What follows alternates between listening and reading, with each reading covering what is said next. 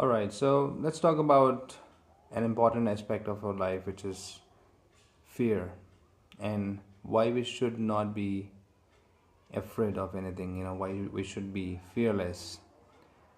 You might not have thought about fear in this way that when we are afraid, you know, the impact is in our body. So you might have realized that when you're going for an exam or an interview, you might have felt, those butterflies in your stomach. What are those butterflies? Those butterflies are, the fear which is instilling some sort of disease in your body. You might have experienced, that feeling as a good feeling sometimes if you're going for, a date maybe. However,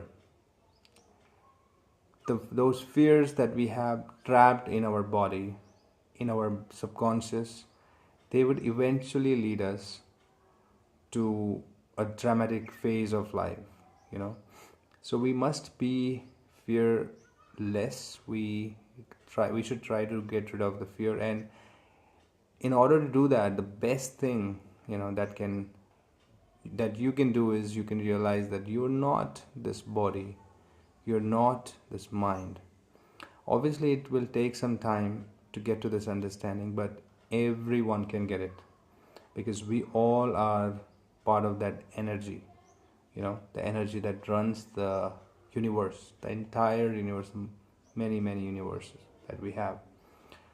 So essentially, we don't have to be worried about, anything.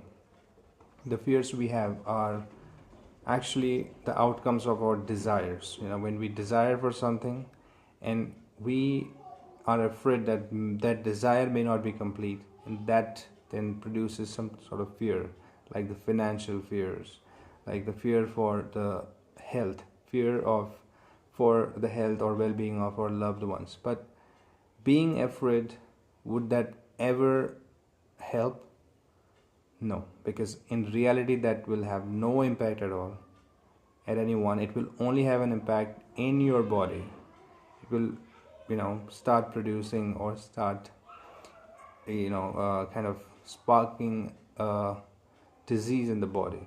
And it is true, you probably don't believe, but there are studies, as they say that stress is the cause of the 99% of the diseases.